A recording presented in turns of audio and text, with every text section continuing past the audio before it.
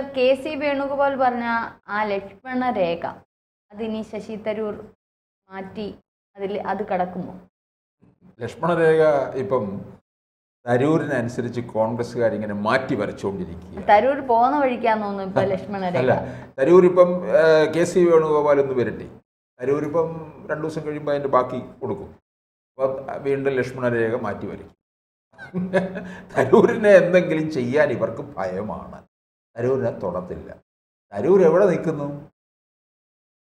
അത് ഇവർക്ക് മനസ്സിലാക്കാൻ കഴിഞ്ഞിട്ടില്ല. ഇത് കെ.സി. വേണുഗോപാലിൻ്റെ പരിധി നിൽക്കുന്ന ആളാണോ ശശി തരൂർ? ശശി തരൂരിനോടൊപ്പം നിൽക്കാൻ പറ്റുമോ കെ.സി. വേണുഗോപാലിന്? അതിൻ്റെ അടുക്ക പോയി നിൽക്കാൻ പറ്റത്തില്ലല്ലോ. ഞാൻ ഈ തരൂരിൻ്റെ ചില കാര്യങ്ങളിലൊക്കെ എനിക്ക് വിയോജിപ്പുണ്ട്. പിന്നെ അതായത് തിരുവനന്തപുരത്തെ MP എന്നുള്ള രീതിയിൽ എനിക്കൊന്നും ഇപ്പോൾ തരൂരിന് തിരുവനന്തപുരത്തെ MP എന്നുള്ള കാര്യങ്ങളൊന്നും അദ്ദേഹം അറിയുന്നില്ല. ഇപ്പം മണ്ഡലത്തിലും കാണാനേ ഇല്ല, പണ്ടേ ഇല്ല. ഇത് ആറ്റുകാൽ പൊങ്കാലയ്ക്ക് മാത്രം വരും കേട്ടോ. നമ്മൾ ദൂരെയുള്ളവർ ആറ്റുകാൽ പൊങ്കാലയ്ക്ക് വരുമെന്ന് പറയുന്ന പോലെ തരൂരും ആറ്റുകാൽ പൊങ്കാലയ്ക്ക് വരും. അങ്ങനെയാണ് വന്ന അമ്പലത്തിൻ്റെ. ശരിക്കും ഈ തരൂരിനെ ചേർത്ത് വെക്കാത്തത് ചില നേതാക്കന്മാരുടെ അവരുടെ സ്ഥാനം നഷ്ടപ്പെടുമെന്നുള്ളൊരു ഭയം കൊണ്ട് തന്നെയല്ലേ? കോൺഗ്രസിനകത്ത് ഉണ്ടല്ലോ പൊതുവെ. അത് തരൂരിനെ എന്നല്ല, ആരെ ആയാലും കോൺഗ്രസിനകത്ത് എന്തെങ്കിലും വളർന്നു വരുമ്പോൾ ആ ആളിനെ പിന്നെ താഴേന്ന് വെട്ടിനിരത്താനായിട്ട് നിൽക്കുകയാണ്. ഇപ്പം നോക്കിയേ, 2026 കോൺഗ്രസ് അധികാരത്തിൽ വരുന്നു എന്ന് കരുതുക. ഇവിടെ എന്തായിരിക്കും? വെട്ടലും കുതികാൽ വെട്ടും ആകെ ഒരു വല്ലാത്ത ഇതിൽ തന്നെ ആയിരിക്കും എന്നുള്ളത്. കോൺഗ്രസിൻ്റെ ശത്രു ആരാന്ന് ചോദിച്ചാൽ കോൺഗ്രസ് തന്നെ എന്നാണ് നമ്മൾ പറയാറുള്ളത്. അത് എല്ലായിടത്തും ഉള്ളതാണ്. ഇപ്പം തരൂര് 2009 ഇവിടെ മത്സരിക്കാൻ വന്നു തിരുവനന്തപുരത്ത്. തരൂരിനെതിരെ ആദ്യം രംഗത്ത് വന്നത് കോൺഗ്രസ്സുകാർ തന്നെയാണ്. മലയാളം അറിഞ്ഞുകൂടാ, എന്ത് പാർട്ടി പരിചയമാണുള്ളത്, എന്ത് പാർട്ടി പ്രവർത്തനമാണ് ഉള്ളത്, ഇതൊക്കെ പറയുന്നത് ആരെന്നറിയാം? ഈ പരമ്പരാഗത രാഷ്ട്രീയക്കാരുണ്ടല്ലോ, ഇതുകൊണ്ട് ഉപജീവനം കഴിക്കുന്നവർ, അവരാണ് ഇതൊക്കെ പറഞ്ഞു നടന്നത്. തരൂരിന് ഇപ്പം ഞാനത് പല വട്ടം പറഞ്ഞതാണ്, തരൂരിൻ്റെ ബയോഡേറ്റയിൽ ഏറ്റവും അവസാനം നിൽക്കുന്ന ഒന്നാണ് തിരുവനന്തപുരത്തെ MP എന്നുള്ളത്.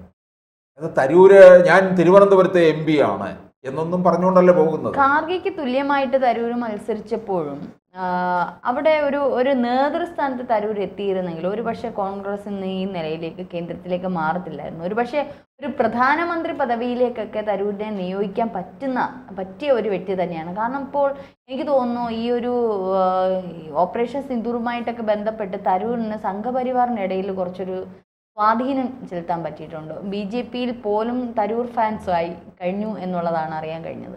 അപ്പോൾ തീർച്ചയായിട്ടും അതിൻ്റെ ഒരു കോൺഗ്രസിൻ്റെ ഒരു നേതൃനിരയിൽ ബുദ്ധിപൂർവം ഈ ഒരു സമയത്ത് തന്നെ തരൂരിനെ വെക്കുകയാണെങ്കിൽ വരുന്ന തെരഞ്ഞെടുപ്പുകൾ അത് വലിയൊരു കോൺഗ്രസിന് ഒരു മുൻനിരയിലേക്ക് എത്താൻ സാധിക്കുമെന്നാണ് എനിക്ക് തോന്നുന്നത്. ഞാനിപ്പോൾ നേരത്തെ പറഞ്ഞതുപോലെ ഒരു പ്രധാനമന്ത്രി പദവി തന്നെ നിലനിർത്താൻ തരൂരിന് കഴിയും. തരൂരിന് അതിനുള്ള കഴിവുണ്ട്. കാരണം ഒരു നയതന്ത്രപരമായിട്ടുള്ള അറിവുകളും മറ്റുള്ള ലോക രാജ്യങ്ങളിൽ അദ്ദേഹം നടത്തുന്ന സംഭാഷണങ്ങളും അദ്ദേഹം പ്രവർത്തിക്കുന്ന ചില രീതികളും അദ്ദേഹത്തിൻ്റെ അറിവുകളൊക്കെ നമ്മുടെ ഒരു പക്ഷേ രാജ്യത്തിൻ്റെ വളർച്ചയ്ക്ക് പ്രധാനപ്പെട്ടതാണ്. അത് ജനത്തിനറിയാം. കോൺഗ്രസ് തരൂരിനെ ഒരു പക്ഷേ തരൂരിനോടൊപ്പം കോൺഗ്രസിന് മറ്റൊരു നേതാവിനെ എത്തിക്കാൻ പറ്റില്ല, കാണാൻ നമുക്ക് സാധിക്കില്ല. അപ്പം തരൂരിനെ മുന്നിട്ട് എനിക്ക് തോന്നുന്നു റഷ്യയിൽ നിന്ന് വരുന്ന തരൂരിനെ ഹൈക്കമാൻഡ് വലിയ രീതിയിൽ സ്വീകരണം നടത്തുമെന്നാണ് എനിക്ക് തോന്നുന്നത്. തരൂരിനെ പ്രധാനമന്ത്രി സ്ഥാനാർത്ഥി, പിന്നെ ഈ ചെക്കന് എന്ത് ചെയ്യും? രാഹുൽ ഗാന്ധി. പെണ്ണുമ്പിള്ള എന്ത് ചെയ്യും? പ്രിയങ്ക ഗാന്ധി. പിന്നെ പ്രിയങ്കയുടെ പിന്നെ കെട്ടിയവനെ വധേര ഗാന്ധി എന്തോ ചെയ്യും? ഇത് കൊള്ളാമല്ല. ഇവിടുന്ന് വന്ന ശശി തരൂരല്ലേ? കോൺഗ്രസ് എന്ന് പറഞ്ഞാൽ ഇത് പിന്നെ നെഹ്റു കുടുംബത്തിലുള്ളതാണ്. അവരുടെ കാൽച്ചുവട്ടിലാണ്. അമ്മച്ചിയും പിള്ളേരും മരുമോനും എല്ലാം കൂടെ അങ്ങ് ഇറ്റലിയിൽ പോകേണ്ടി വരും തിരിച്ച്. അവരോട് ഇന്ത്യയിൽ നിൽക്കുന്ന ഇതിനു വേണ്ടിയാണ്, ഇന്ത്യ ഭരിച്ചു കളയാം എന്നുള്ള മട്ടിൽ. ഏറെക്കാലം ഭരിച്ചു മുടിപ്പിച്ചു, ഇനിയും ഭരിച്ചേക്കാമെന്നും പറഞ്ഞാണ് നിൽക്കുന്നത്. പിന്നെ ഇപ്പം ശശി തരൂരിനെ ആ തരത്തിൽ ഇവർ ഉയർത്തിക്കൊണ്ടുവരാനുള്ള എത്രയോ അവസരങ്ങൾ ഉണ്ടായി. മല്ലികാർജുൻ ഖാർഗെയുടെ സ്ഥാനത്ത് തരൂരിനെ പ്രതിഷ്ഠിച്ചു കഴിഞ്ഞാൽ തരൂർ വേറെ വഴിക്കൂടെ പാർട്ടിയെ കൊണ്ടുപോകും. വേറെ വഴിക്കൂടെ എന്ന് പറഞ്ഞു കഴിഞ്ഞാൽ വഴിതെറ്റിച്ച് പാർട്ടിയെ ഇല്ലാതാക്കാൻ കൊണ്ടുപോകുമെന്നല്ല പറയുന്നത്, പാർട്ടിയെ നേരാവണ്ണം മുമ്പോട്ട് കൊണ്ടുപോകും. അപ്പോൾ രണ്ട് കാര്യങ്ങളായിരിക്കും സംഭവിക്കുന്നത്. ക്രമേണ കോൺഗ്രസ്സിന് സീറ്റ് കൂടും. രണ്ട്, ഈ നെഹ്റു കുടുംബത്തിൽ നിന്ന് കോൺഗ്രസ് ഇറങ്ങി പോവുകയും ചെയ്യും. അതോടുകൂടി രാഹുൽ ഗാന്ധിയുടെയും പ്രിയങ്കയുടെയും ഒക്കെ മോഹം കെട്ടടങ്ങുകയും ചെയ്യുമെന്നുള്ളതാണ്. സോണിയ ഇനിയിപ്പോൾ നോക്കണ്ട, സോണിയ അങ്ങനെ അധികാരത്തിലേക്ക് വരത്തില്ല. അധികാരത്തിൽ വരാവുന്ന നിമിഷത്തിലും എത്തിയില്ല. പിൻ സീറ്റിലിരുന്ന് ഡ്രൈവ് ചെയ്തു മൻമോഹൻ സിംഗ് ഭരിച്ചുകൊണ്ടിരുന്ന കാലത്ത്. ഇവരെ അതുകൊണ്ടല്ലേ കാർഗെ എടുത്തു വെച്ചത്. ഈ കാർഗെ എടുത്തു വയ്ക്കുന്നതിന് മുമ്പായിട്ട് അശോക് ഗെഹ്ലോട്ടിനെയാണ് ഉദ്ദേശിച്ചത്. അശോക് ഗെഹ്ലോട്ട് രാജസ്ഥാൻ മുഖ്യമന്ത്രിയായിരുന്നു. അദ്ദേഹം ഇത്തിരി പ്രായാധിക്യമുള്ള മനുഷ്യനാണ്. അശോക് ഗെഹ്ലോട്ടിനാണെന്നുണ്ടെങ്കിൽ രാജസ്ഥാൻ മുഖ്യമന്ത്രി പദം കളഞ്ഞിട്ട് വരാനും വയ്യ. അദ്ദേഹത്തിന് രണ്ടും കൂടെ ഭേദമായിരുന്നു എന്നത്. അതെ, അശോക് ഗെഹ്ലോട്ടിന് രണ്ടും കൂടി വേണം. അവസാനം രാജസ്ഥാനിലേക്ക് തന്നെ പറഞ്ഞു വിട്ടു. ഇപ്പൊ രാജസ്ഥാനും പോയി, ബിജെപിയുടെ കയ്യിലേക്ക് പോയി എന്നുള്ളതാണ്. അപ്പോൾ കോൺഗ്രസ്സിന് എല്ലാ സംസ്ഥാനങ്ങളിലും ഇല്ലാതായി വന്നുകൊണ്ടിരിക്കുകയാണ്. അത് കോൺഗ്രസ്സുകാർക്ക് മനസ്സിലാകാതെ പോകുന്നതോ എന്താണെന്നറിയത്തില്ല.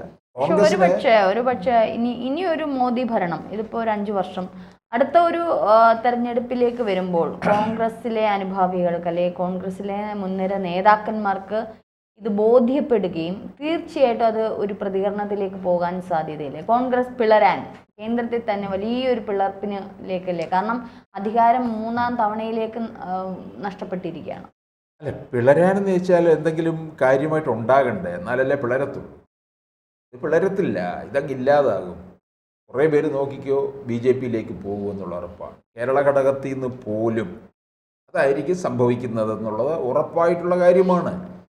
അല്ലാതെ പിന്നെ വേറെ തരത്തിൽ പിളർന്നു വരണമെന്നുണ്ടെങ്കിൽ അതിനകത്ത് ശക്തരായിട്ടുള്ളവരുണ്ടാകണം. ശക്തരായിട്ടുള്ളവരുണ്ട്, അവർ വേറെ വഴി തേടും. ഇപ്പം തന്നെ നമ്മൾ പറയാറില്ലേ, ശശി തരൂര് എത്രയോ നാളുകളായിട്ട് പറയുന്നുണ്ട് BJP-യിലേക്ക് പോകുമെന്നുള്ളത്. തരൂർ ഒരിക്കലും BJP-യിലേക്ക് പോകില്ല. അത് അദ്ദേഹം ഇപ്പോഴും പറയുന്ന ഒരു കാര്യമുണ്ട്. തരൂർ റഷ്യയിൽ നിന്ന് വന്നു കഴിഞ്ഞാൽ തരൂരിന്റെ തീരുമാനം, സാറിന്റെ ഒരു കണക്കൂട്ടൽ, തരൂരിനെ പഠിച്ചിട്ടുള്ള സാറിന്റെ ഒരു കണക്കൂട്ടൽ അനുസരിച്ച് ഏതായാലും ഹൈക്കമാൻഡ് ചില ചർച്ചകൾ ചെയ്യും, തരൂർ ചില ചർച്ചകൾ ചെയ്യും. ഒരു പക്ഷേ കോൺഗ്രസിന്റെ ചില ബുദ്ധികൾ ഉദിക്കത്തക്ക രീതിയിൽ തരൂർ ചില ഉപദേശങ്ങൾ അങ്ങോട്ട് കൊടുക്കാൻ സാധ്യതയുണ്ട് എന്നാണ് ഈ ചർച്ചയിൽ.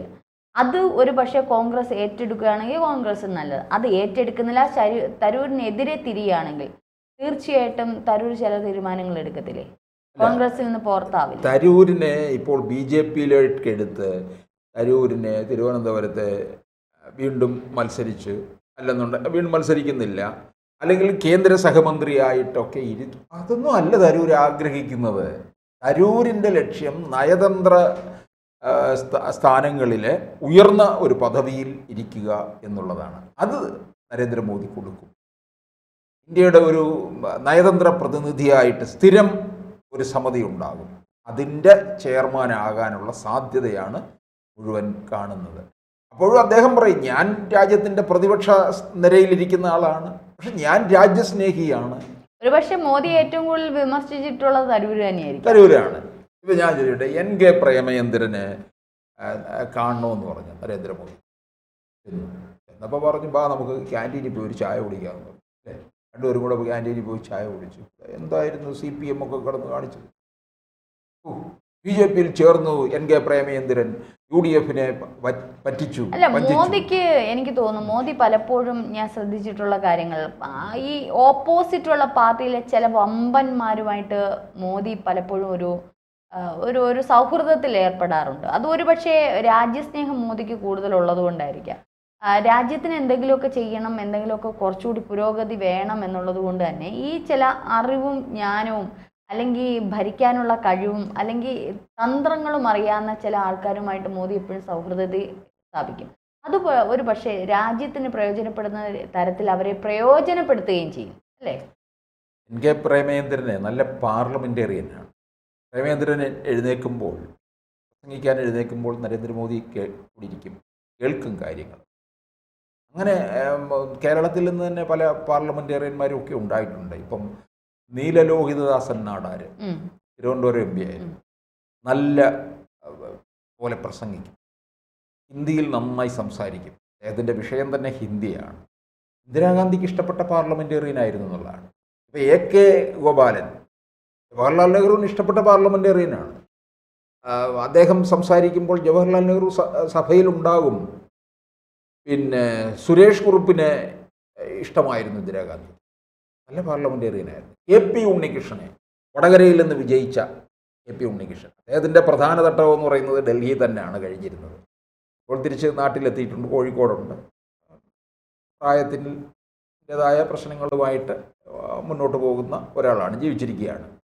അപ്പോൾ ഇവരൊക്കെ അറിയപ്പെടുന്ന പാർലമെൻറ്റേറിയന്മാരായിരുന്നു എന്നുള്ളതാണ്. അപ്പം ശത്രുപക്ഷമോ നമ്മുടെ പക്ഷമോ എന്നൊന്നും നോക്കിയല്ല പ്രധാനമന്ത്രിമാർ ബഹുമാനിച്ചിരുന്നത്.